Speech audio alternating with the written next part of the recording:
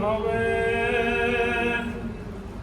जेहा बीजे सो लुड़े, समय बिना फल हो हथ न आवे। हुक्म अंदर सबको मनै, हुक्म सो सहज समावे।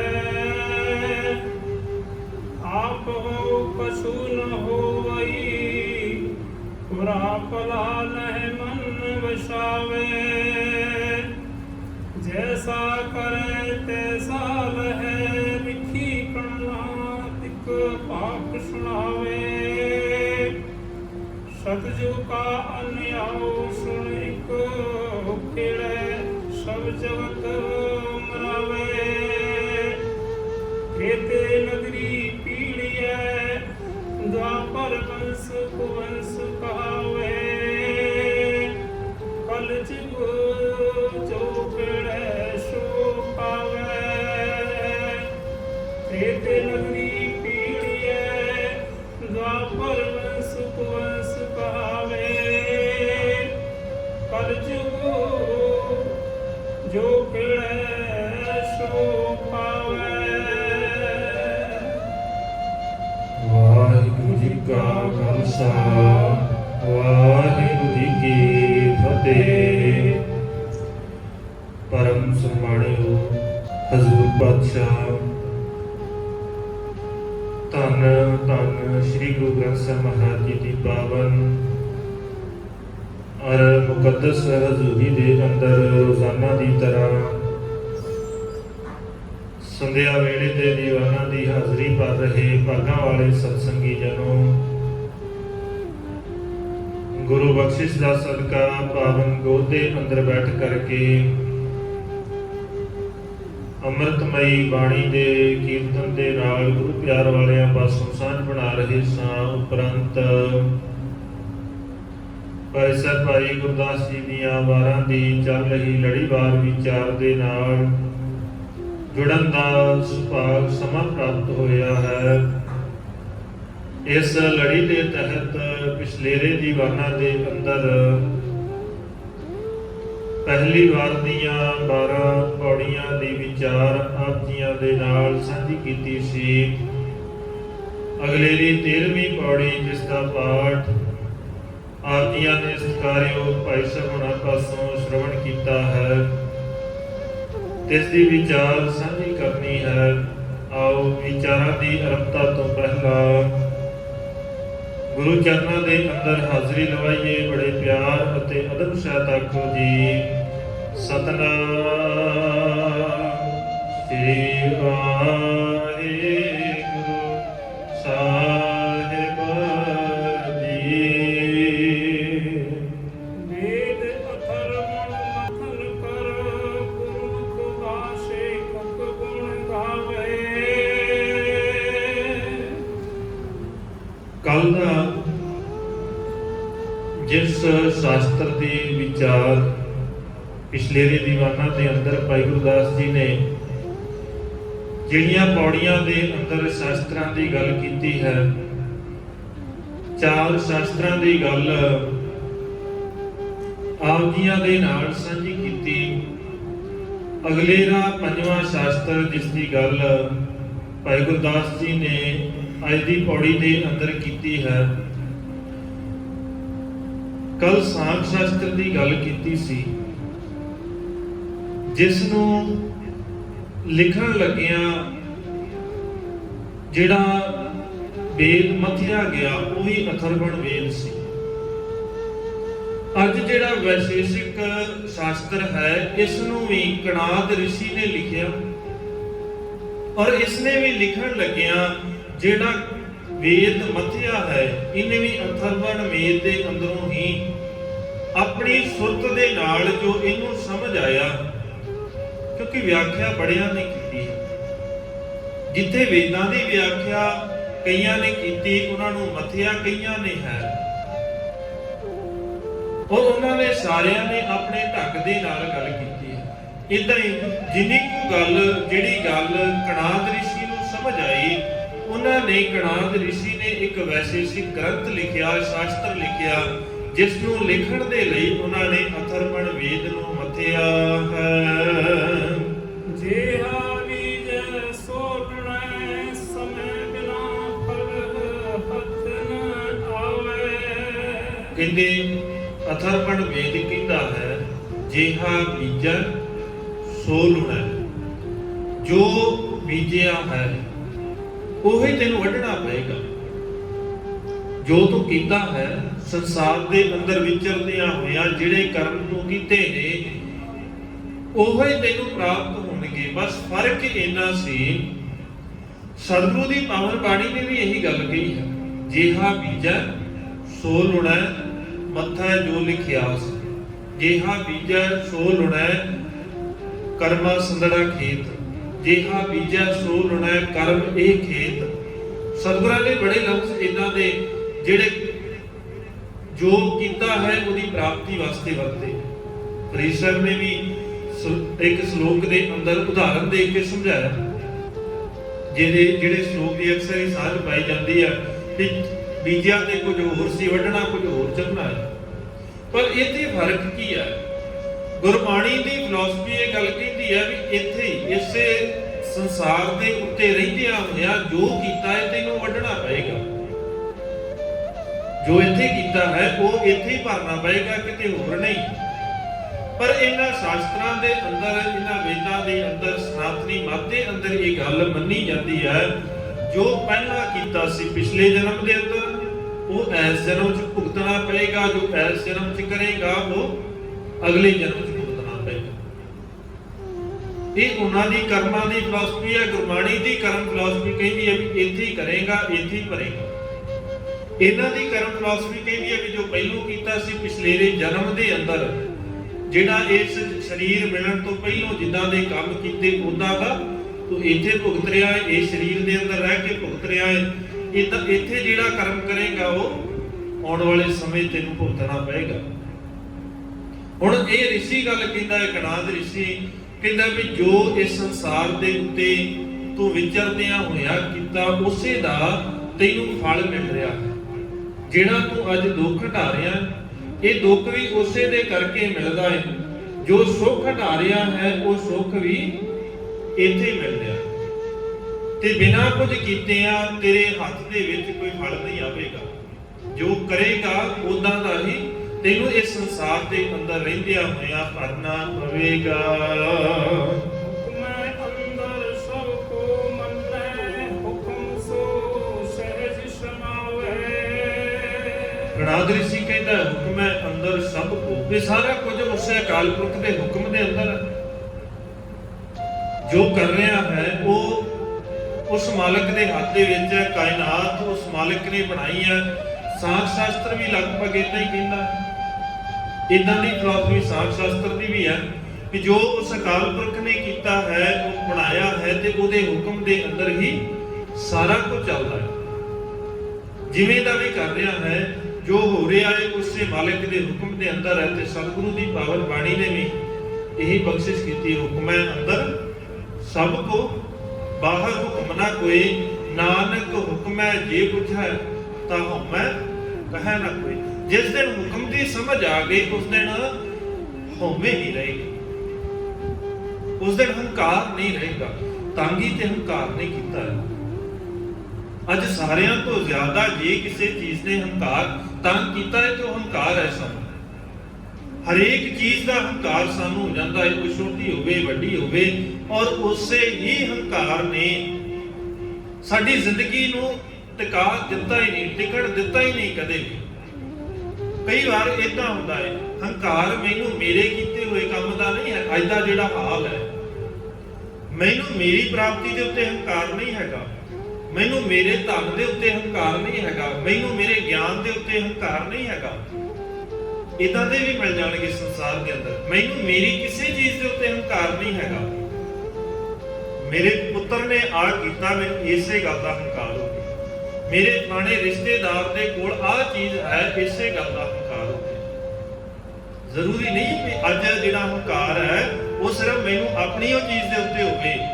ਅੱਜ ਸਾਨੂੰ ਹੰਕਾਰ ਕਿਸੇ ਵੀ ਚੀਜ਼ ਦੇ ਉੱਤੇ, ਜਿਹੜੀ ਚੀਜ਼ ਨੂੰ ਅਸੀਂ ਆਪਣਾ ਮੰਨ ਲਿਆ, ਜਿੱਥੇ ਸਾਡਾ ਮੋਹ ਬਣ ਗਿਆ, ਜਿੱਥੇ ਸਾਡੀ ਖਿੱਚ ਬਣ ਜਾਂਦੀ ਆ, ਉਸੇ ਚੀਜ਼ ਦੇ ਉੱਤੇ ਹੀ ਸਾਡਾ ਹੰਕਾਰ ਹੈ।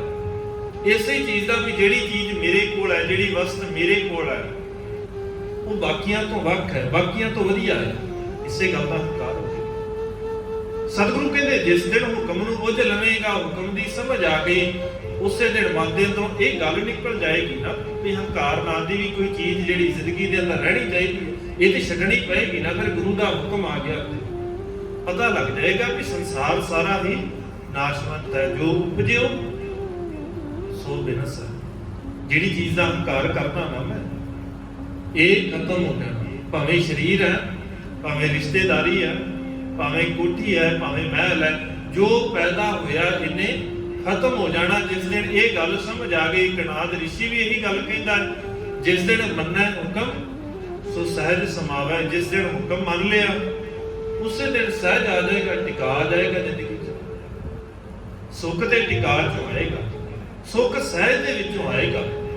ਜਿੰਨਾ ਚਿਰ ਤੱਕ ਸਾਡੀ ਜ਼ਿੰਦਗੀ 'ਚ ਸਹਿਜ ਨਹੀਂ, ਟਿਕਾ ਆ ਹੀ ਨਹੀਂ ਸਕਦਾ, ਕਦੇ ਨਹੀਂ। ਇੰਨਾ ਸਹਿਜ ਨਹੀਂ ਹੈ ਸਾਡੀ ਜ਼ਿੰਦਗੀ ਦੇ ਅੰਦਰ। ਅਸੀਂ ਬਾਣੀ ਨੂੰ ਜਦੋਂ ਪੜ੍ਹਦੇ ਹਾਂ, ਬਾਣੀ ਸਾਡੀ ਜੀਵਨ ਜਾਂਚ ਹੈ, ਜੀਣਾ ਸਿਖਾਉਂਦੀ ਹੈ, ਸਾਡੇ ਕਿਰਦਾਰ ਨੂੰ ਘੜਨਾ ਸਿਖਾਉਂਦੀ ਹੈ ਬਾਣੀ। ਸਾਡੇ ਅੰਦਰ ਇੰਨਾ ਟਿਕਾ ਨਹੀਂ ਹੈ।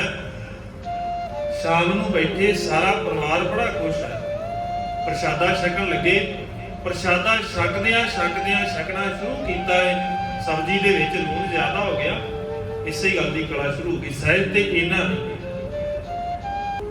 ਚਾਹੁੰਦੇ ਆ ਵੀ ਅਸੀਂ ਧਰਮੀ ਬਣ ਜਾਈਏ, ਸਾਡੀ ਜ਼ਿੰਦਗੀ 'ਚ ਸੁੱਖ ਆ ਜਾਏ। ਸਹਿਜ ਤੇ ਭਾਈ ਤੇਰੇ ਅੰਦਰ ਇੰਨਾ ਨਹੀਂ ਹੈ ਵੀ ਲੂਣ ਵੱਧ ਗਿਆ ਜਾਂ ਘਟ ਗਿਆ, ਇਸੇ ਗੱਲ ਦਾ ਸਹਿਜ ਨਹੀਂ ਹੈ। ਬਾਣੀ ਨੇ ਸਾਨੂੰ ਸਮਾਜਿਕ ਜੀਵਨ ਜੀਣਾ ਵੀ ਸਿਖਾਇਆ ਹੈ, ਧਾਰਮਿਕ ਜੀਵਨ ਜੀਣਾ ਵੀ ਸਿਖਾਇਆ ਹੈ, ਰਾਜਨੀਤਿਕ ਪੱਖ ਤੋਂ ਵੀ ਸਤਿਗੁਰੂ ਨੇ ਸਾਡੀ ਅਗਵਾਈ ਕੀਤੀ ਹੈ। ਸਾਨੂੰ ਤੇ ਇੰਨਾ ਹੀ ਟਿਕਾ ਨਹੀਂ ਹੈ ਜੀ, ਜੇ ਇਹ ਸਬਜ਼ੀ ਅੱਜ ਸਵਾਦ ਨਹੀਂ ਲੱਗੀ, ਵੀ ਰੋਜ਼ ਸਵਾਦ ਖਾਣਾ ਸੀ, ਅੱਜ ਨਹੀਂ ਲੱਗੀ ਤੇ ਕਿੰਨੀ ਕੁ ਵੱਡੀ ਗੱਲ। ਇਸੇ ਗੱਲ ਦਾ ਟਿਕਾ ਨਹੀਂ ਹੈ ਤੇ ਸਹਿਜ ਲੱਭਦੇ। ਫਿਰ ਚਾਹੁੰਦੇ ਆ ਮਨ ਜੀ ਸ਼ਾਂਤ ਹੋ ਜਾਵੇ। ਬਾਣੀ ਪੜਨ ਲੱਗਿਆ ਨਾ ਮਨ ਟਿਕਦਾ ਨਹੀਂ ਹੈ। ਟਿਕੇਗਾ ਕਿੱਥੋਂ? ਟਿਕਣ ਵਾਲਾ ਕੋਈ ਕੰਮ ਸਾਰਾ ਦਿਨ ਕੀਤਾ ਕਰਦੇ ਆ ਨਾ, ਕਈ ਵਾਰ ਬਾਣੀ ਪੜਦੇ ਆ ਜੀ ਮਨ ਨਹੀਂ ਟਿਕਦਾ। ਸਵੇਰੇ ਬਾਣੀ ਪੜਦੇ ਆ, ਬਾਣੀ ਪੜਦੇ ਆ ਧਿਆਨ ਕਿਸੇ ਹੋਰ ਪਾਸੇ ਚਲਾ ਜਾਂਦਾ ਹੈ। ਸ਼ਾਮ ਨੂੰ ਸੋਧਰ ਕਰਦੇ ਆ, ਧਿਆਨ ਕਿਸੇ ਹੋਰ ਪਾਸੇ ਚਲਾ ਜਾਂਦਾ ਹੈ। ਤੇ ਕਦੇ ਧਿਆਨ ਇਸ ਗੱਲ ਦਾ ਵੀ ਕਰੀ, ਸਾਰਾ ਦਿਨ ਕੀਤਾ ਕੀ ਹੈ, ਕਰਦਾ ਕੀ ਹੈ ਸਾਰਾ ਦਿਨ। ਜੋ ਸਾਰਾ ਦਿਨ ਕੀਤਾ ਹੈ ਉਹਦਾ ਪ੍ਰਭਾਵ ਸ਼ਾਮ ਨੂੰ ਪਏਗਾ ਨਾ। ਫਿਰ ਕਦੇ ਵੀ ਦੇਖ ਲਿਆ ਜੇ ਜੋ ਸਾਰਾ ਦਿਨ ਕੀਤਾ, ਕਦੇ ਇਕੱਲੇ ਬੈਠ ਕੇ ਕੁਝ ਵੀ ਨਾ ਕਰੋਗੇ ਤਾਂ ਵੀ ਉਹ ਖਿਆਲ ਸਾਰੇ ਦਿਨ ਦੇ ਤੁਹਾਡੇ ਦਿਮਾਗ ਦੇ ਅੰਦਰ ਘੁੰਮਣਗੇ। ਕੁਝ ਵੀ ਨਾ ਕਰੋ, ਬਾਣੀ ਪੜ੍ਹਨ ਦੀ ਗੱਲ ਤੇ ਵੱਖਰੀ ਆ।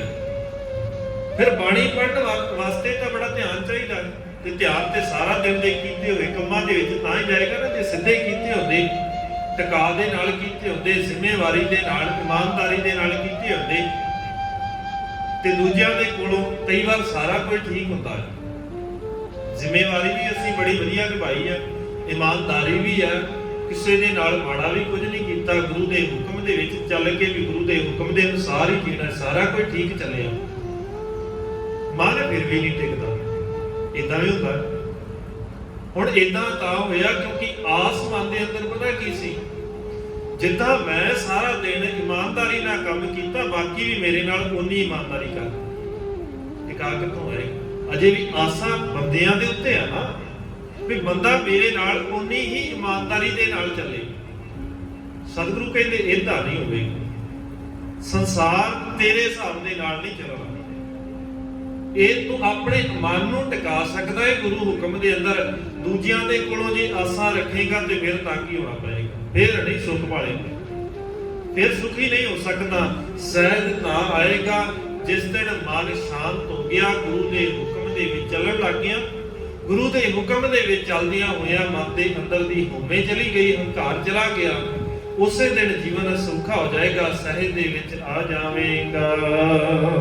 ਆਪੋ ਕਸੂ ਨ ਹੋਵਈ, ਪੁਰਾ ਭਲਾ ਨਹਿ ਮਨ ਵਸਾਵੇ। ਫਿਰ ਆਪਣੇ ਆਪ ਨੂੰ ਕੁਝ ਨਹੀਂ ਹੁੰਦਾ, ਇਹ ਚੇਤਾ ਰੱਖੀ।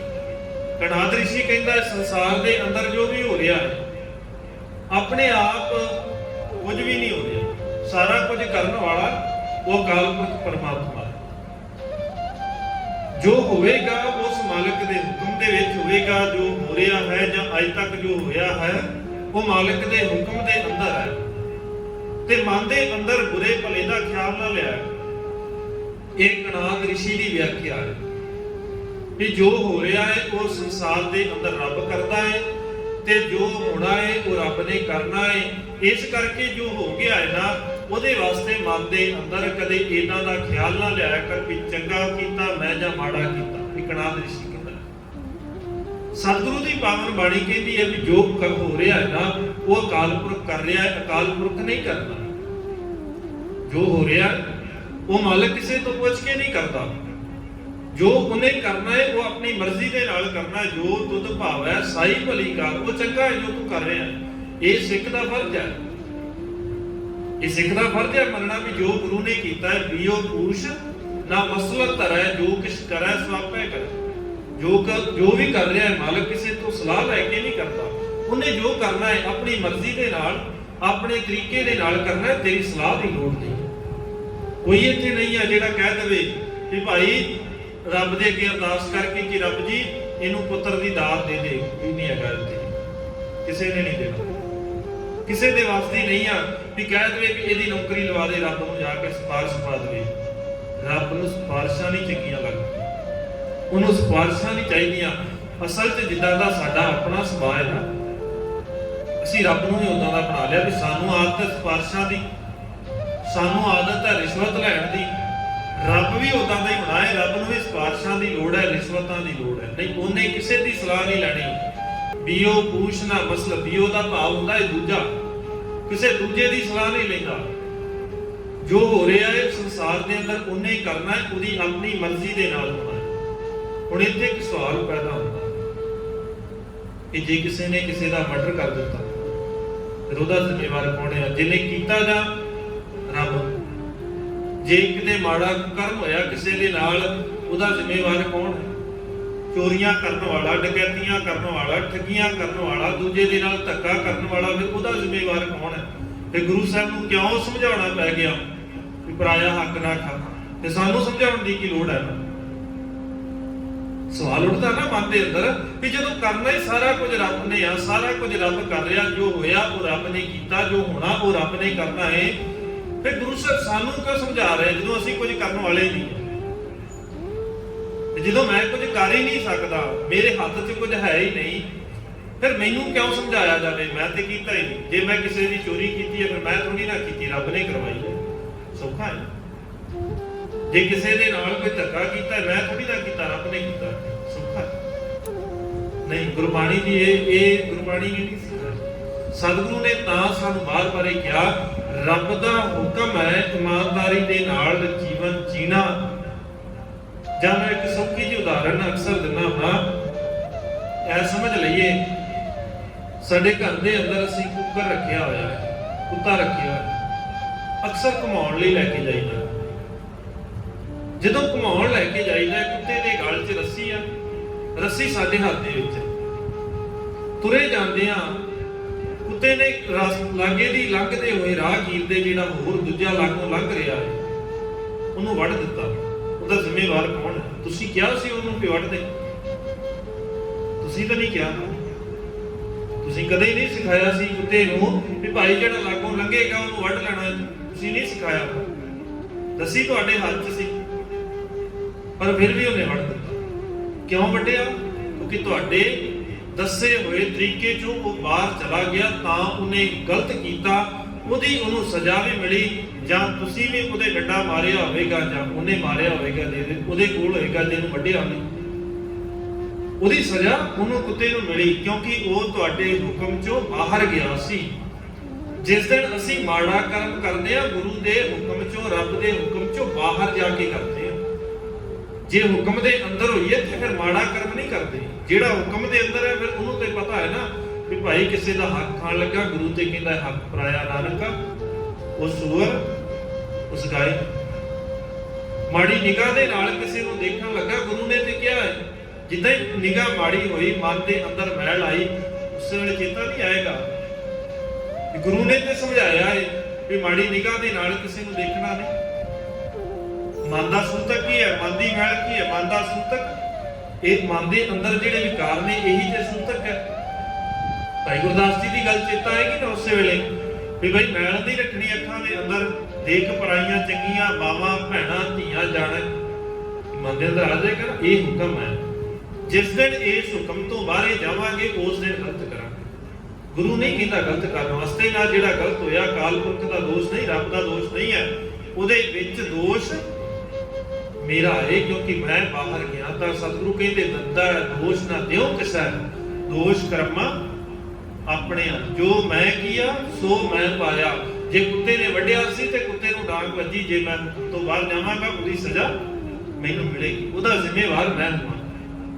ਕਣਾਦ ਰਿਸ਼ੀ ਵੀ ਕਹਿੰਦਾ ਹੈ ਸਹਿਜ ਦੇ ਵਿੱਚ ਤਾਂ ਸਮਾ ਸਕਦਾ ਹੈ ਜੋ ਜੇ ਤੂੰ ਉਸ ਅਕਾਲ ਪੁਰਖ ਦੇ ਹੁਕਮ ਦੇ ਵਿੱਚ ਚੱਲਣਾ ਸ਼ੁਰੂ ਕਰ ਦੇਵੇਂ। ਜੈਸਾ ਕਰੇ ਤੈਸਾ ਲਹੈ, ਲਿਖੀ ਕਣਾਦ ਕੇ ਪਾਕ ਸੁਣਾਵੇ। ਕਣਾਦ ਰਿਸ਼ੀ ਕਹਿੰਦਾ ਜਿਹੋ ਜਿਹਾ ਕਰੇਗਾ ਉਹੋ ਜਿਹਾ ਤੈਨੂੰ ਵੱਢਣਾ ਪਏਗਾ ਸੰਸਾਰ ਦੇ ਅੰਦਰ। ਜੋ ਕਰੇਗਾ ਜੈਸਾ ਕਰੇ ਤੈਸਾ ਲਹੈ, ਜੋ ਕਰੇਗਾ ਉਦਾਂ ਦਾ ਤੈਨੂੰ ਭਰਨਾ ਪਏਗਾ। ਇਸ ਕਰਕੇ ਕਰਨ ਤੋਂ ਪਹਿਲਾਂ ਗੁਰੂ ਨੂੰ ਪੁੱਛਿਆ ਕਰ, ਕੀਤਾ ਲੋੜੀਆ ਕੰਮ ਸੋ ਹਰਿ ਪੈ ਆਖੀਐ, ਕਾਰਜ ਦੇ ਸਵਾਰ ਸਤਿਗੁਰ ਸਤ ਸਾਖੀਐ। ਗੁਰੂ ਨੂੰ ਪੁੱਛ ਕੇ ਉਹ ਕੰਮ ਕਰਿਆ ਕਰ, ਇਸੇ ਕਰਕੇ ਕਿਤੇ ਗੁਰੂ ਦੇ ਹੁਕਮ ਤੋਂ ਬਾਹਰ ਨਾ ਹੋ ਜਾਵੇ। ਸਤਿਜੁਗ ਕਾ ਅੰਨਿਆਉ ਸੁਣ ਇਕ ਭੇੜੇ, ਸੋ ਜਗਤ ਮਰਾਵੇ। ਕਣਾਦ ਰਿਸ਼ੀ ਕਹਿੰਦਾ ਸਤਿਯੁਗ ਦੇ ਅੰਦਰ ਦਾ ਸੁਭਾਅ ਸੀ, ਸਤਿਯੁਗ ਦੇ ਸਮੇਂ ਤੇ ਉਹਨਾਂ ਦੀ ਪਰਿਭਾਸ਼ਾ ਹੈ, ਉਹਨਾਂ ਦਾ ਮੰਨਣਾ ਹੈ ਕਣਾਦ ਰਿਸ਼ੀ ਦਾ। ਉਹ ਕਹਿੰਦੇ ਸਤਿਯੁਗ ਦੇ ਅੰਦਰ ਜੇ ਕੋਈ ਇੱਕ ਮਨੁੱਖ ਮਾੜਾ ਕਰਮ ਕਰਦਾ ਸੀ ਤੇ ਸਾਰੇ ਹੀ ਸੰਸਾਰ ਨੂੰ ਉਹਦੇ ਮਾੜੇ ਕੀਤੇ ਹੋਏ ਇੱਕ ਮਨੁੱਖ ਦੇ ਮਾੜੇ ਕੀਤੇ ਦੀ ਸਜ਼ਾ ਮਿਲਿਆ ਕਰਦੀ ਸੀ। ਵੀ ਜੇ ਕਿਸੇ ਇੱਕ ਨੇ ਕੋਈ ਗਲਤ ਕੰਮ ਕੀਤਾ ਹੈ, ਸਾਰਾ ਸੰਸਾਰ ਸਾਰਾ ਰਾਜ ਉਹਦਾ, ਉਸ ਰਾਜ ਦੇ ਸਾਰੇ ਲੋਕਾਂ ਨੂੰ ਉਹਦੀ ਸਜ਼ਾ ਮਿਲਿਆ ਕਰਦੀ ਸੀ। ਤ੍ਰੇਤੇ ਨਗਰੀ ਪੀੜੀਏ, ਦੁਆਪਰ ਵੰਸ ਕੁਵੰਸ ਕਹਾਵੇ। ਤ੍ਰੇਤੇ ਯੁੱਗ ਦੇ ਅੰਦਰ ਜਿਸ ਨਗਰ ਦੇ ਅੰਦਰ ਉਹ ਮਨੁੱਖ ਰਹਿੰਦਾ ਜਿਸ ਨੇ ਮਾੜਾ ਕੀਤਾ ਤੇ ਉਹ ਸਾਰੇ ਨਗਰ ਨੂੰ ਸਜ਼ਾ ਮਿਲਦੀ ਸੀ। ਦੁਆਪਰ ਦੇ ਵਿੱਚ ਆ ਕੇ ਹੋਰ ਘਟ ਗਿਆ। ਦੁਆਪਰ ਦੇ ਵਿੱਚ ਜੇ ਕਿਸੇ ਨੇ ਮਾੜਾ ਕੀਤਾ ਹੈ ਤੇ ਉਹਦੇ ਵੰਸ਼ ਨੂੰ ਸਜ਼ਾ ਮਿਲਿਆ ਕਰਦੀ ਸੀ, ਉਹਦੀ ਪੀੜ੍ਹੀ ਨੂੰ, ਉਹਦੇ ਆਉਣ ਵਾਲਿਆਂ ਨੂੰ ਸਜ਼ਾ ਮਿਲਿਆ ਕਰਦੀ ਸੀ। ਜਿਵੇਂ ਯਾਦਵਾਂ ਨੇ ਇੱਕ ਵਾਰ ਇੱਕ ਰਿਸ਼ੀ ਦੇ ਨਾਲ, ਮੈਨੂੰ ਰਿਸ਼ੀ ਦਾ ਨਾਮ ਵਿਸਰ ਗਿਆ, ਦੁਰਵਾਸਾ ਰਿਸ਼ੀ ਦੇ ਨਾਲ ਉਹਨਾਂ ਨੇ ਮਜ਼ਾਕ ਕੀਤਾ। ਮਜ਼ਾਕ ਕਰਦਿਆਂ ਹੋਇਆ ਜਦੋਂ ਗੁੱਸਾ ਆ ਗਿਆ ਉਹਨੂੰ ਤੇ ਉਹਨੇ ਸਜ਼ਾ ਦਿੱਤੀ, ਸ਼ਰਾਪ ਦਿੱਤਾ ਤੇ ਕਹਿੰਦੇ ਸਾਰੇ ਹੀ ਵੰਸ਼ ਨੂੰ, ਯਾਦਵ ਵੰਸ਼ ਨੂੰ ਉਹਦੀ ਸਜ਼ਾ ਮਿਲੀ। ਦੁਆਪਰ ਦੇ ਵਿੱਚ ਇਦਾਂ ਚੱਲਿਆ। ਇਸ ਸਮੇਂ ਦੇ ਨਾਲ ਜਿਵੇਂ ਸਤਿਯੁਗ ਦੇ ਅੰਦਰ ਇੱਕ ਦੇ ਮਾੜੇ ਕੀਤੇ ਹੋਏ ਦੀ ਸਜ਼ਾ ਸਾਰੇ ਰਾਜ ਨੂੰ ਮਿਲਦੀ ਆ, ਤ੍ਰੇਤੇ ਦੇ ਅੰਦਰ ਇੱਕ ਨਗਰੀ ਨੂੰ ਸਜ਼ਾ ਮਿਲਦੀ, ਉੱਥੇ ਦੇ ਰਹਿਣ ਵਾਲੇ ਨੇ ਜੇ ਮਾੜਾ ਕਰਮ ਕੀਤਾ ਹੈ। ਦੁਆਪਰ ਦੇ ਅੰਦਰ ਹੋਰ ਬਦਲਿਆ ਸਮਾਂ, ਜਿਹਨੇ ਕੀਤਾ ਹੈ ਉਹਦੀ ਸਾਰੀ ਵੰਸ਼ ਨੂੰ ਉਹਦੀ ਸਜ਼ਾ ਮਿਲਦੀ ਹੈ।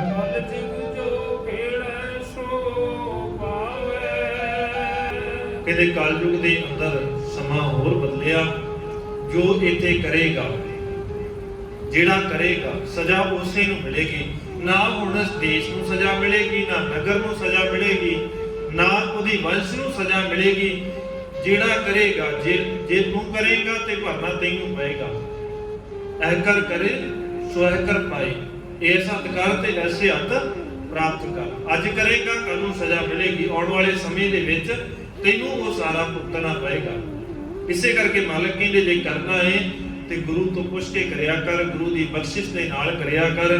ਜਿਸ ਦਿਨ ਗੁਰੂ ਹੁਕਮ ਦੇ ਅੰਦਰ ਰਹਿੰਦਿਆਂ ਹੋਇਆਂ ਅਸੀਂ ਗੁਰੂ ਦੇ ਕੋਲੋਂ ਪੁੱਛ ਕੇ ਕੰਮ ਕਰਨਾ ਸ਼ੁਰੂ ਕਰ ਦਿੱਤਾ, ਤਾਂ ਹੀ ਤਾਂ ਮਾਲਕ ਕਹਿੰਦੇ ਜੇ ਪ੍ਰਵਾਨ ਹੋਣਾ ਹੈ ਤੇ ਪ੍ਰਵਾਨ ਹੋਣ ਦਾ ਇੱਕੋ ਹੀ ਤਰੀਕਾ ਹੈ, ਕੇਵਲ ਸਚਿਆਰਾ ਹੋਈਆ ਕਿਉ ਕੂੜਾ ਟੁੱਟੈ ਪਾਲ, ਹੁਕਮ ਰਜ਼ਾਈ ਚੱਲਣਾ ਨਾਨਕ ਲਿਖਿਆ ਨਾਲ। ਉਸ ਰਜ਼ਾ ਵਾਲੇ ਪਰਮਾਤਮਾ ਦੇ ਹੁਕਮ ਦੇ ਅੰਦਰ ਚੱਲਿਆ ਕਰ, ਉਹਦੇ ਹੁਕਮ ਦੇ ਅੰਦਰ ਚੱਲਦਿਆਂ ਹੋਇਆਂ ਹੀ ਪ੍ਰਵਾਨ ਹੋ ਸਕਦੇ ਆ। ਸਤਿਗੁਰੂ ਬਖਸ਼ਿਸ਼ ਕਰਨ ਵਿਚਾਰਾ ਕਰਦੇ ਆ, ਬੇਅੰਤ ਭੁੱਲਾਂ ਹੋ ਗਈਆਂ ਹੋਣਗੀਆਂ, ਕਿਰਪਾ ਕਰਕੇ ਬਖਸ਼ ਲੈਣ। ਸੰਗਤ ਬਖਸ਼ਣ ਯੋਗ ਹੈ, ਬਖਸ਼ ਲੈਣਾ ਜੀ।